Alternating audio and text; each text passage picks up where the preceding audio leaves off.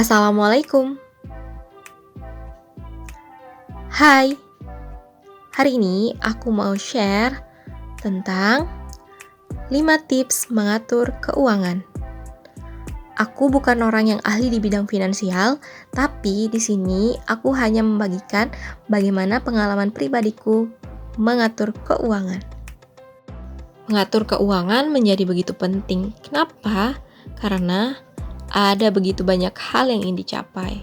Jadi ya harus pandai-pandai mengatur keuangan. Semuanya butuh proses sampai akhirnya membuahkan hasil. Petani saja harus menanam dari awal sampai membuahkan hasil. Begitu pula dengan kita. Harus mulai dari awal, dari hal-hal kecil sampai menghasilkan hal yang besar. Tapi bagi beberapa orang mengatur keuangan bukanlah hal penting, malah boring. So, ini ada tips dari aku supaya nggak boring. Yang pertama adalah niat dan konsisten. Oke, semua berawal dari niat. Kalau kalian udah niat, kalian tinggal cari tahu tentang keuangan itu sendiri. Entah kalian nonton YouTube, googling, atau baca buku.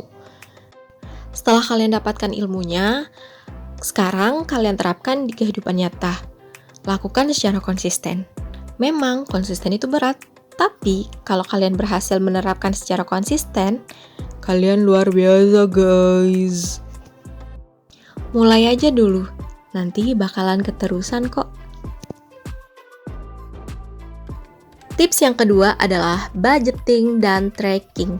Ini basic banget kalau kalian mau mulai mengatur keuangan. Peraturan umum yang paling sering digunakan dalam budgeting adalah 50, 30, dan 20, di mana 50% kalian gunakan untuk memenuhi kebutuhan kalian sehari-hari, seperti makan, tempat tinggal, dan lain sebagainya. 30% kalian gunakan untuk memenuhi keinginan kalian, seperti menonton film, jalan-jalan, shopping, dan lain sebagainya. Nah, 20% kalian simpan untuk ditabung. Mungkin budgeting masih terlihat tidak penting untuk kalian, tapi sebenarnya ini penting banget loh. Kenapa? Karena dengan budgeting, kalian bisa mengatur kemana aja uang kalian dan seberapa banyak uang kalian akan dialokasikan ke pos-pos tertentu. Selanjutnya, tracking. Tracking tidak kalah penting dengan budgeting. Dengan tracking, kalian bisa mengetahui kemana saja kalian membelanjakan uang kalian. Dari sini, kalian dapat mengetahui kemana uang kalian dibelanjakan secara berlebihan. Dengan begitu, kalian bisa menguranginya. Sekarang sudah era digital. Kalian bisa memanfaatkan teknologi untuk melakukan budgeting dan tracking. Kalian bisa memanfaatkan Microsoft Excel, Google Spreadsheet, atau aplikasi seperti Moneylover, dan lain sebagainya. Tips yang ketiga adalah uang masuk harus lebih besar dari uang keluar. Ini adalah rumus dasar. Entah kalian menambah penghasilan atau mengurangi pengeluaran. Banyak penghasilan bukan berarti banyak pengeluaran. Ada banyak cara untuk menambah penghasilan. Salah satunya membuka online shop.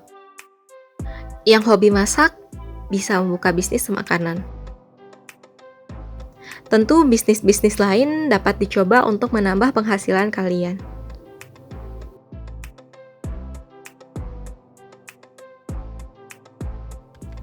Tips yang keempat adalah bedakan antara kebutuhan dan keinginan. Tanyakan pada diri kalian, apakah kalian butuh atau hanya sekadar ingin. Belilah sesuatu sesuai kebutuhan. Jangan sampai berlebihan. Jangan sampai ketukar ya. Perut atau mata yang lapar. Tips yang terakhir adalah siapkan dana darurat. Kita tidak dapat memprediksikan keadaan kita dalam 1 hari, 1 minggu, 1 bulan, atau bahkan beberapa waktu yang akan datang. Aku biasanya menyimpan dana darurat di rekening maupun secara tunai secukupnya. Siapkan dana darurat minimal 3-6 kali dari pengeluaran yang biasa kita keluarkan per bulannya. Nah, kebetulan di sini aku ada sisa uang dana darurat, jadi aku simpan di dalam amplop. Dana darurat ini penting banget loh, apalagi kita tidak bisa memprediksi apa yang akan terjadi di hari esok, seperti saat pandemi ini. Hanya ini yang bisa aku bagikan, semoga bermanfaat. Next, aku akan buat video tentang budgeting, but before that, thank you for watching.